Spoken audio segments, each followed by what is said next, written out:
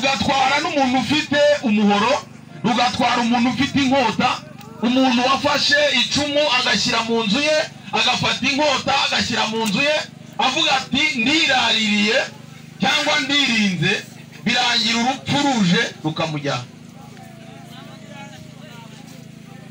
Kandi urupfu ruteranya abantu. Niba hari ikintu giteranya abantu, urupfu ruza ku mwanya wa mbere. Ruteranya abantu. Niba hari ikintu giteranya abantu n'urupfu. Kubera ko umuntu yapfuye, abantu batangira gutekereza ibimujyanye, icyo azize, hakaba n'uwo bamwegekaho yenda bitanamureba. Kandi niba hari ikintu nanone gihuza abantu n'urupfu. Kuba twahuriye hano turi abantu batandukanye, wanyuze ku bantu usanga buri wese arwana n'inzira za hano. Kuko umwe abavuga ati ninkomeza guhinga baragira ngo ninjye umwishe, ninkomeza guhinga baragira ngo ninjye wamugambaniye, cyangwa nanjye mbifitemo uruhare. Ushobora no kumara iminsi uriho ufite umwanzi wawe hafi yawe, wamusuhuza ntakwikirize, ariko umunsi wapfiriye wamubwira uti mwiriwe, akikiriza vuba nk'uwigura, kuko azi neza ko uri mu bibazo. Kandi iyo uri mu mahoro ntakwikirize, ariko kuko wapfiriwe agomba kukwikiriza. Urupfu ruhuza abantu, kandi urupfu ruteranya abantu. Ushobora kubyarana umwana n'umugore mugatana agashaka n'ahandi, ariko umunsi wa mwana yapfuye nyina akavayo, akicarana na se kugira ngo bazike wa mwana babyaye. Ntibasanzwe bavugana, ntawe utelefona undi, ntawasuhuza undi, ariko urupfu rukabahuza, rugahuza abantu batari basanzwe bahura. Urupfu rero ruteranya abantu, kandi urupfu ruhuza n'abantu.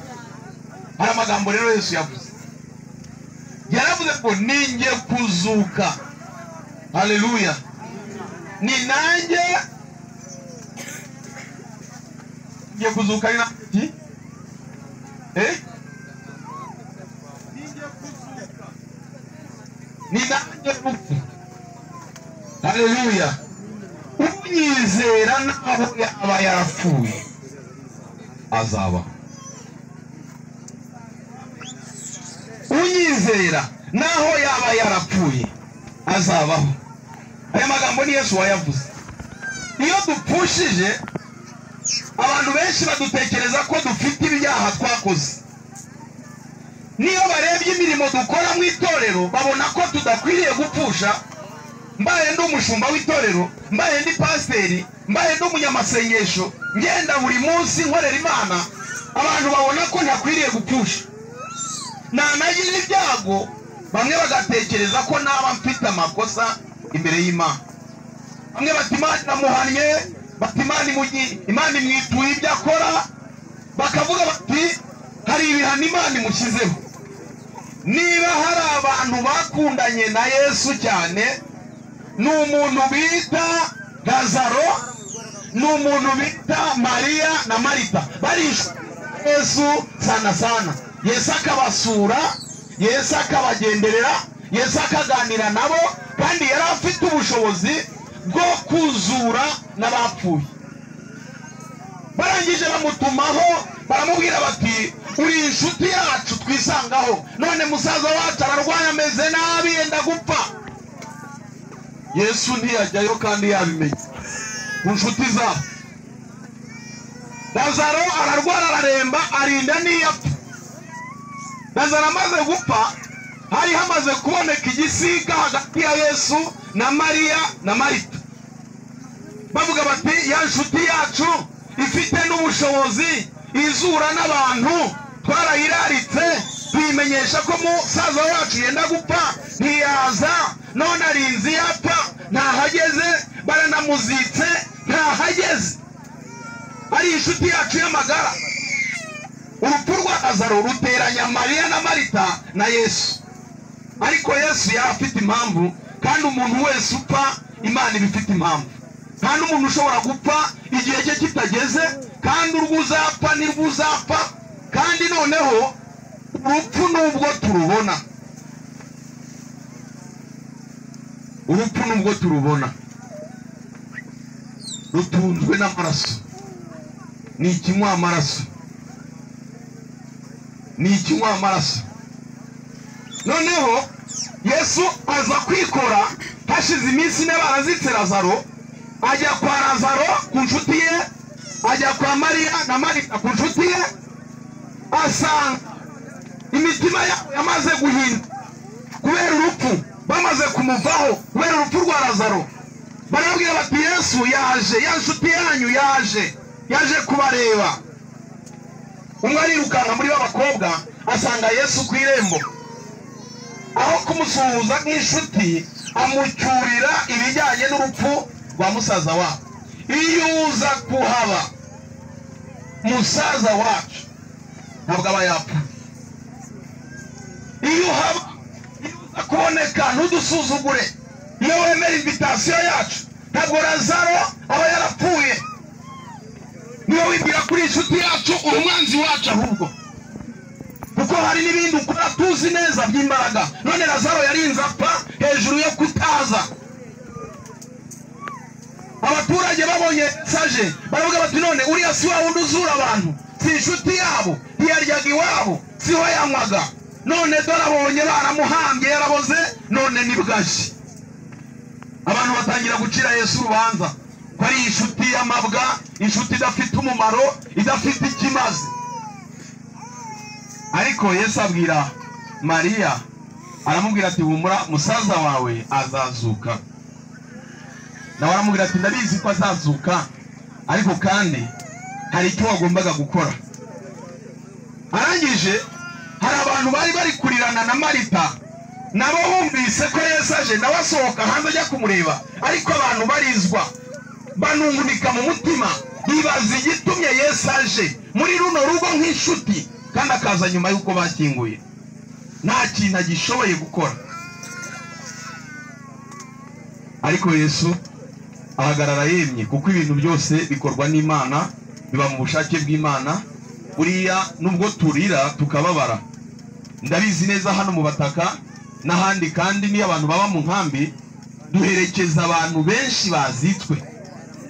Tujya aho bazitse abana, tukajya aho bazitse inkumi, naho bazitse abasore, abagabo b'abakambwe n'abagabo b'ibikwerere, bose turabashorera tukabazika, kandi ubu hari n'amaso yawe. Ejo rero, ejo ni wowe ni jyewe. Ahubwo ikibazo iyo tujyana rurinda rugeza ku munsi wo kutujyana tutaramenya ko ruzatujyana. Umuntu wese yumva rutazamukoraho, ariko nta muntu utazapfa. Abantu bose bazapfa, kuko isi itunzwe n'amaraso. Ni amaraso. Ari amatungo yose niho amaraso yayo arangirira, n'amaraso y'abantu yose azamarwa n'isi. Niba utinze no gupfa ariko uzapfa. Niba ntinze gupfa nzapfa. Niba ndi hano nkuze ndi mutoya, isaha nigera nzapfa. Yesu abwira Mariya, aramubwira ngo nyizera, ninjye bugingo, ni nanjye kuzuka. Haleluya. Unyizera naho yaba yarapfuye azongera abeho. Iyo ngiye kuzika nkunda ijambo rya nyuma nyakwigendera yavuze. Ubu nari nababaye cyane, nabuze ubundi baza mvuga nti abantu bari buze kugira ngo iki, ariko urumva ko umukobwa yabwiye se ati data maze igihe ndwaye ariko ndumva nkize, ndakize, kubera ko yari amaze kuva mu mibabaro. Ndakize, yumvaga hari ahandi hantu yimuriwe. Arangije abwira se ati reka ngende. Ntabwo ari gutya abapagani bapfa. Abapagani bapfa batera imigeri bakomera bataka bitewe n'aho bajya. Ariko yabwiye se ati reka ngende, kuko aho njyana maze wabo. Hari umugabo umwe yapfuye ari umupaseri, yararwaye, abwira abantu hari saa 9 z'amanywa, arabwira ngo ejo nk'iki gihe nzaba ameze gutya, nzaba ameze neza. Yaramaze iminsi yararembye, amuguye nabi cyane. Saa 9 zageze amaze gukurwa mu mubiri, kandi yaramaze kuruhuka neza. Urupfu rero, urupfu iyo abarwari rutwatsa amafaranga miliyoni 5 turi hano tutahavuye twaziteranya, ariko rugagarura uno mwana. None mfite mama yari afite musaza we witwa Ntirugurirwa. Ntirugurirwa ntabwo rwemere sede. abayobozi bemera ruswa wibashyiriye, abandi n'abanyedini bemera ruswa wibashyiriye, ariko rwo niyo kintu kitarya ruswa, ntirugurirwa, ntabwo rugurirwa. Niko sogokuru yise musaza wa mama, kubera ko yazanye umugore mwiza akunze, abyara umwana, apfa wa mugore apfa wa mwana akiri agahinja. Aravuga ngo iyo aba rwagurirwaga mba ngize icyo nduha umugore wanjye akabaho. Kakana kita ntirugurirwa. Azana undi mugore abyara mama umbyara, none hamubyaye aravuga ati ntirugira isoni. wabona ntirugira isoni, ntirugira isoni, wabona ruhangara. Ubwo urumva nabwo yaramaze kugera mu yandi mahoro, aravuga ati wabona ntirugira isoni. Marume yitwa ntirugurirwa, noneho mama yitwa ntirugira isoni, data bukwe yitwa ntigurirwa. None se wakora iki kugira ngo ugurire urupfu? Nta kintu wakora, nubwo wagira amafaranga, nubwo wasa neza, nubwo waba mwiza, icyangombwa nuko ugomba kumenya iherezo ry'ubuzima bwawe.